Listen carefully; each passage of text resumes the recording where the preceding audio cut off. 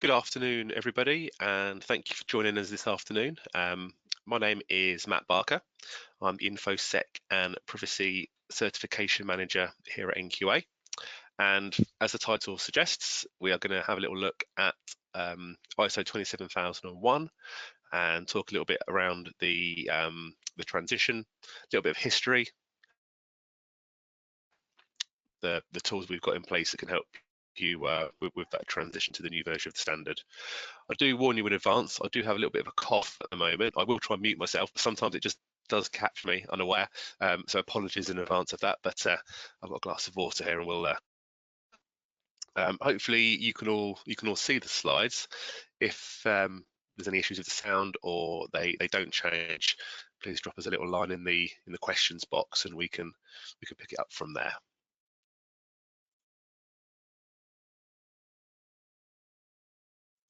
Little bit about NQA as a company.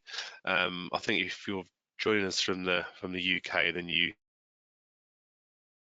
probably were in the top three in the market for ISO 9001, 14001, 45, and 27.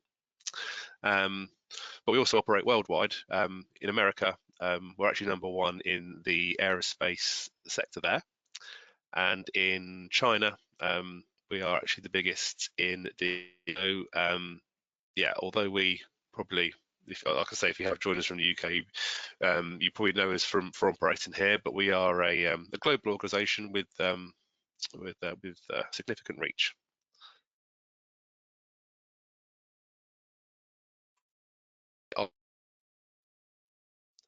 And if you have joined us today, I would hazard a guess that it's 27001 in particular that you are interested in. But just so you're aware, it's not just that standard that we offer. We have our fingers in many pies there.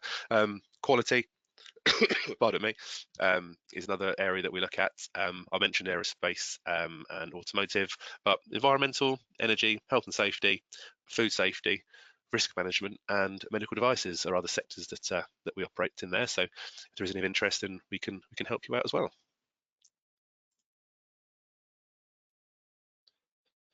So as well as coming in to do audits, we can help with training as well. So we operate of a number of different versions of what that looks like. We've got the virtual learning, we've got the e-learning / live webinars like we're looking at now.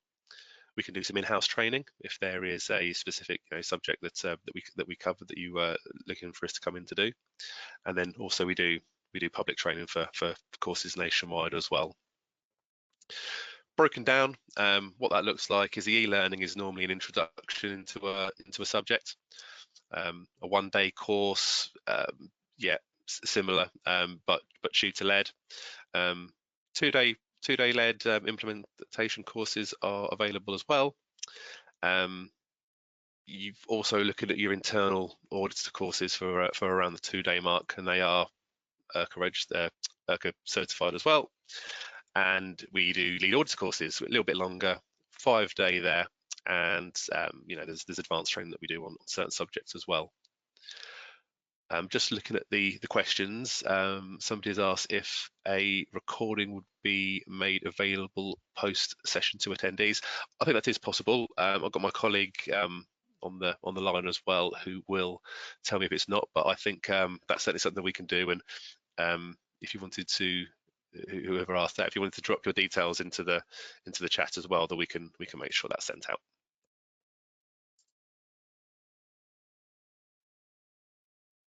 But enough of other standards. We're here to talk about 27001, so let's get started with that. It first, not ISO 27001, but kind of the first incarnation of a similar standard actually has been around since 1995, published by BSI and written with the government and the Department of Trade and Industry. And that was in place until well, that was in place from 1995, and then as we go along the timeline, we see that there's been updates there as well. So in 2000, ISO 17799 came on the scene. That was a code of practice for information security management, but it wasn't until 2005 that we saw the first version of 27001. That had an update in 27,000. That had an update in 2013, and in 2015 we saw 2717 come onto the radar, which had some additional controls around cloud-based information security. Moving on 4 years to 2019, 27 and 8. There's going to be a lot of numbers here, I'm afraid. 27 and 18 came on, and again, like 2717, it's for cloud-based services. This one is looking at the protection of PII in particular. Now, in 2019, 27701 was launched. Again, this is to do with privacy information, more standards, more controls that could be audited against, and that was kind of the last update before we get to where we are now, which is the latest version of ISO 27001, which is ISO 27001 2022, and that is where I guess this kind of story begins, because that started the transition period from the old version to the new, which ends in at the end of October of this year.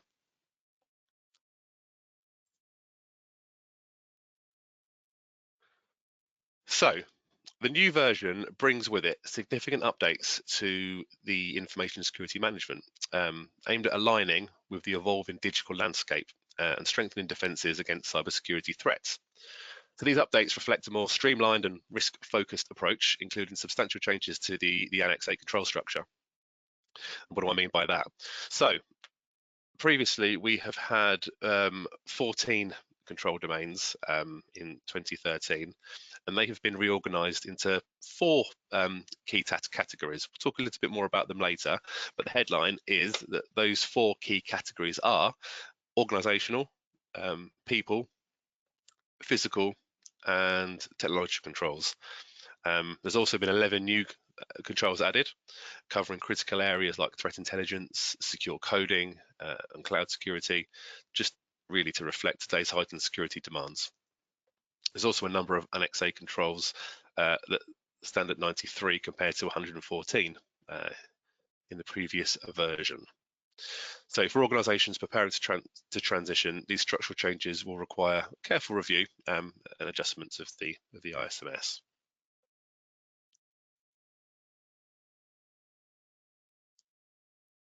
So why the changes? Why is it updated? Well, really, it's down to the main areas are that the threats affecting security and business data have changed.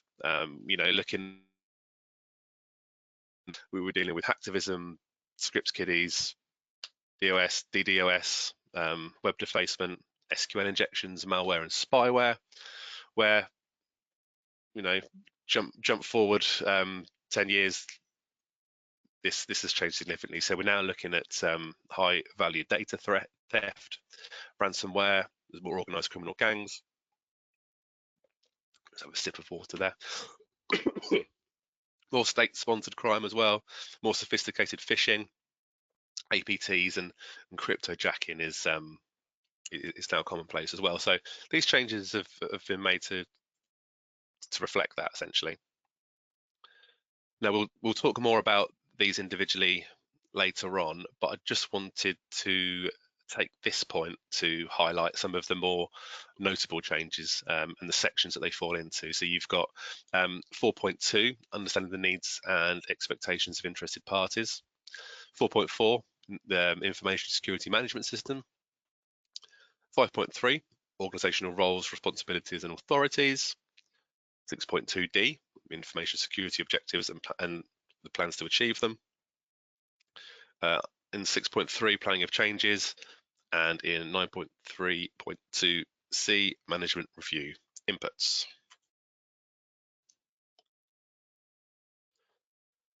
Now, I mentioned in one of the previous slides that they've been organised into four categories really. So I'll speak a little bit more about that now and kind of delve into it. So the first was organisation. Really, this is to ensure organisational governance and that the right framework is in place and exercised to identify, assess, and continually protect our assets. Controls that fall under people. So there's no substitute for a security-aware workforce, and insider threat is real. It could be accidental, coerced, or deliberate, but those controls look after that. Physical. So the reasoning behind them is to understand the assets, the risk associated with them, and protect them using the new layered controls.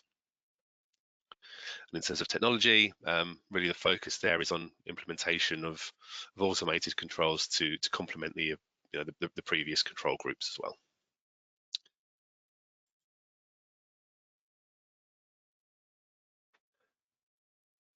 Now, as well as changes to some of the clauses, I did mention that there's been some new controls that have been introduced in the new version as well. On the right-hand side, you can see kind of where they fit into the sections that we just spoke about there, whether they're organisational, physical, or technical. Pardon me. But so what are these new controls? So now we're looking at 5.7 threat intelligence, 5.23 information security for use of cloud services, 5.30 that's ICT readiness for business continuity. In terms of physical controls, 7.4 that's physical security monitoring. And on the technical, we've got 8.9 configuration management, 8.10 information deletion, 8.11 data masking, 8.12 data leakage prevention, 8.16 the monitoring of activities, 8.23 web filtering, and 8.28 secure coding.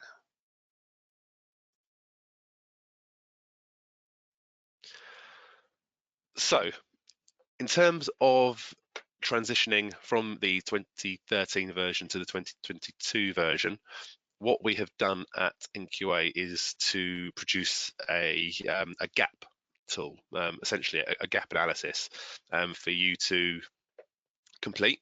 It would need to have been completed at the transition visit, and in that it highlights the new concepts and the requirements.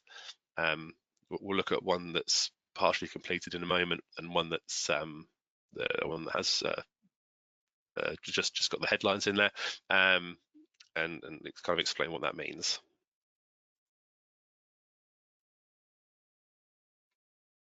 So here's just an example of what it would look like for one of the new requirements for the section that hasn't been completed as yet. So if I just take the top one, the new requirement there is that information security objectives are to be monitored. It lists a clause there, that's 6.2.d, and it gives a little activity as to kind of what you should be thinking about in order to make sure that this clause has been looked at. So the word in there is, have you established how information security objectives are to be monitored and whom shall be responsible for this? So if I flick onto this screen here, it's an example of how the form would be completed. So left-hand side, we can see that it says evidence of compliance, and this is the bit for the client to complete. So what have they done in this situation? So they've put the KPIs relating to objectives are captured monthly. The ISMS manager collates the information and reports to the C-suite monthly. See monthly PowerPoint slides. Now, there's two sections here for the auditor. Has the client demonstrated they have met the requirements of this clause? Assessor to complete. So this would be them reviewing the evidence that's been highlighted there. If it's a straightforward yes, brilliant, they can tick the box, we can move on. If there's any kind of additional comments or commentary surrounding that, then they can go in that box on the right-hand side. And like I say, it's going to differ from client to client. This is a tool. It does need to be completed, but like I say, it does assist you in making sure that everything has been covered. So this is just an example.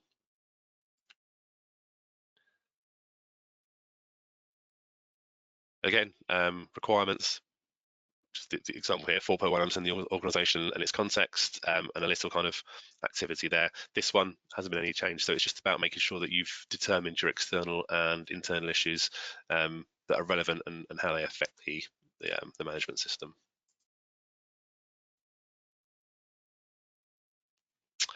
Now, this is a mapping tool that we've produced. It's available on the website, and it shows how the clauses link from one version to the other, and whether new merged ones sit.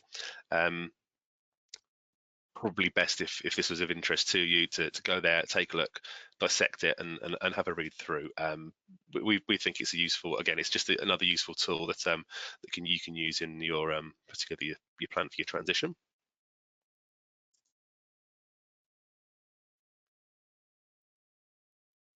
Now, the next slide, I just wanted to talk a little bit about the timeline. Now, in earlier versions of this webinar, it may have been a little bit more relevant. We are kind of nearing the end now, so I mean, to be honest with you, most visits now would be transition if they haven't, or they would all be transition if they haven't already taken place. But gives a little bit of a history as well. So the process started back in October of 2022. As of May 2023, all recertification visits had to be to the new version of the standard. And as of kind of May of this year, we're now looking at the end game really. So anyone that hasn't transitioned needs to have that transition by the end of October, because that is when the standard dies and we move on to the 2022 version being the only live version.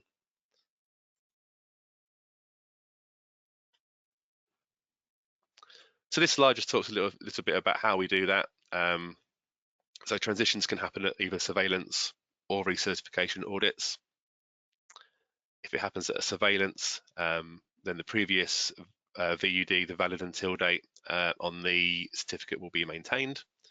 And if the transition is at recertification, then the normal 3 years will be granted.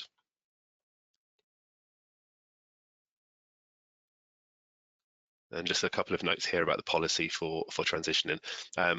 Clients are to undertake a management review and an internal audit to the new requirements of the 2022 version. As a minimum, the client must have completed a formal gap analysis using the document mentioned above and have been reviewed by top management or the equivalent mechanism within the organisation. And yeah, completion of that form is mandatory.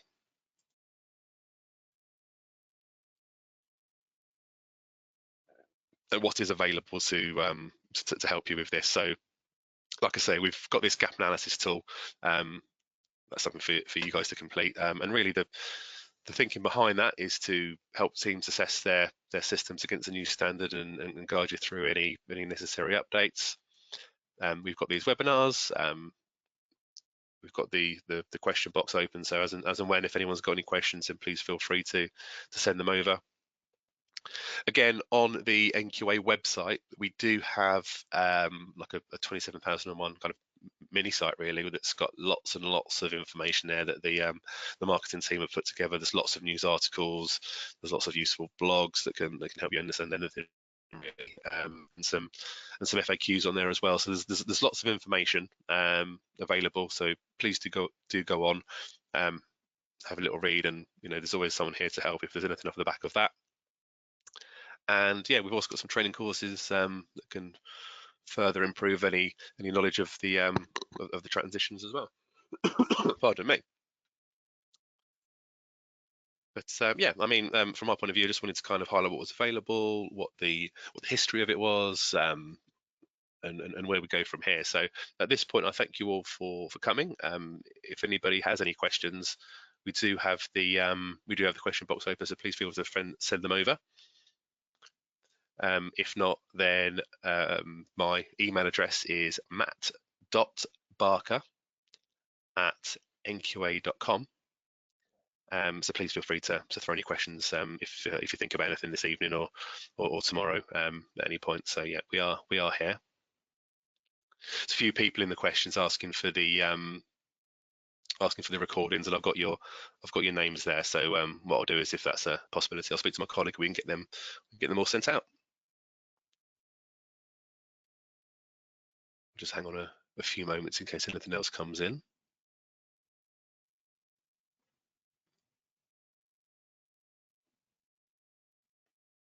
But it does look as if everything has slowed down there. Yeah, a few requests for the recordings. That's fine. Okay, brilliant. You've got my email address there. I'll just say it again, matt.barker@nqa.com. Any further questions, then please do send them in. Thank you for your time, and I'm sure we'll all speak again soon. So take care. Good afternoon.